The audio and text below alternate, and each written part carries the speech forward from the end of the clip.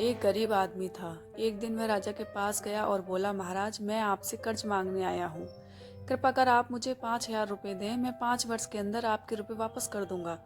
राजा ने उसकी बात पर विश्वास कर उसे 5,000 रुपये दे दिए। 5 वर्ष बीत जाने के बाद भी जब उस व्यक्ति ने राजा के 5,000 रुपये नहीं लौटाए, तब राजा को मजबूरन उसके घर जाना पड़ा, लेकिन वहां वह व्यक्ति नहीं मिला। जब भी राजा वहां जाता, बहाना बनाकर उसे वापस भेज दिया जाता। एक दिन फिर राजा उस व्यक्ति के घर गया। वहां और कोई तो नहीं दिखा, एक छोटी लड़की बैठी थी। राजा ने उसी से पूछा, तुम्हारे पिताजी कहाँ हैं? लड़की बोली, पिताजी स्वर्ग का पानी रोकने गए हैं। राजा ने फिर पूछा, तुम्हारा भाई कहाँ है? लड़की बोली, बिना झगड़ा के झगड़ा करने गए हैं। राजा के समझ में एक भी बात नहीं आ रही थी, इसीलिए वह फिर पूछता है, तुम्हारी माँ कहाँ है? लड़की बोली, माँ 1 से 2 करने गई है। राजा उसके इन ऊल जुलूल जवाब से खींच गया और वह गुस्से में पूछता है, और तुम यहाँ बैठी क्या कर रही हो? लड़की हंसकर बोली, मैं घर बैठी संसार देख रही हूँ। राजा समझ गया कि लड़की उसकी किसी भी बात का सीधा जवाब नहीं देगी, इसीलिए उसे अब इससे इन बातों का मतलब जानने के लिए प्यार से बतियाना पड़ेगा।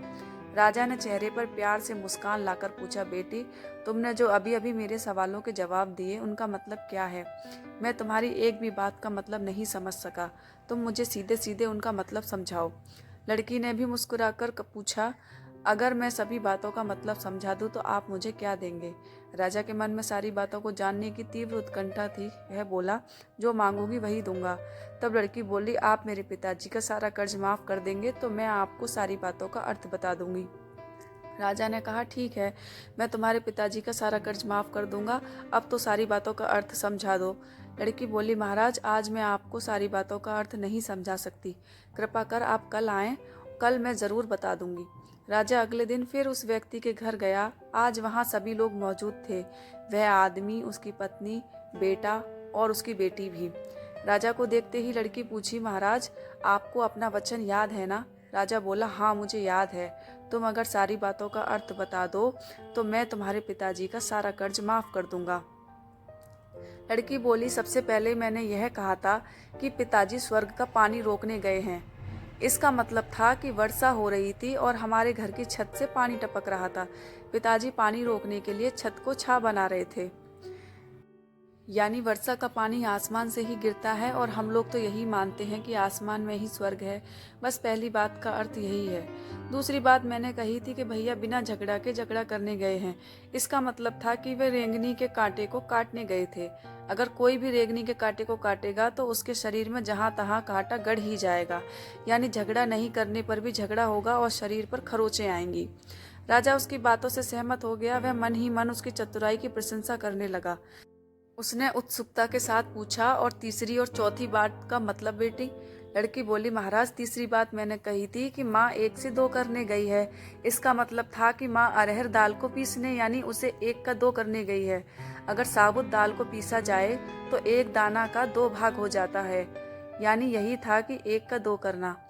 रही चौथी बात, तो उस समय मैं भात बना रही थी और उसमें से एक चावल निकाल कर देख रही थी कि भात पूरी तरह पका है कि नहीं।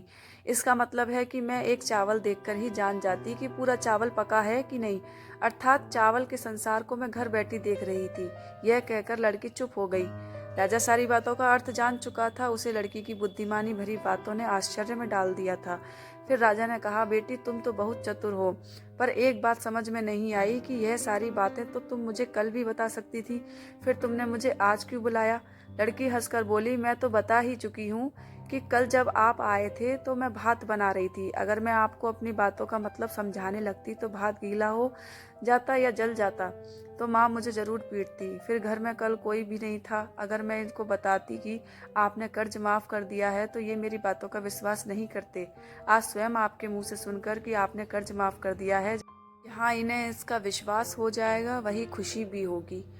राजा लड़की की बात सुनकर बहुत ही प्रसन्न हुआ। उसने अपने गले से मोतियों की माला निकाल उसे देते हुए कहा, बेटी, यह लो अपनी चतुराई का पुरस्कार। तुम्हारे पिताजी का कर्ज तो मैं माफ ही कर चुका हूँ। अब तुम्हें या तुम्हारे घर वालों को मुझसे बहाना नहीं बनाना पड़ेगा। अब तुम लोग निश्चित होकर रहो। अगर फिर कभी किसी चीज की जरूरत हो तो बेझिझक होकर मुझसे कहना। इतना कहकर राजा लड़की को आशीर्वाद देकर चला गया।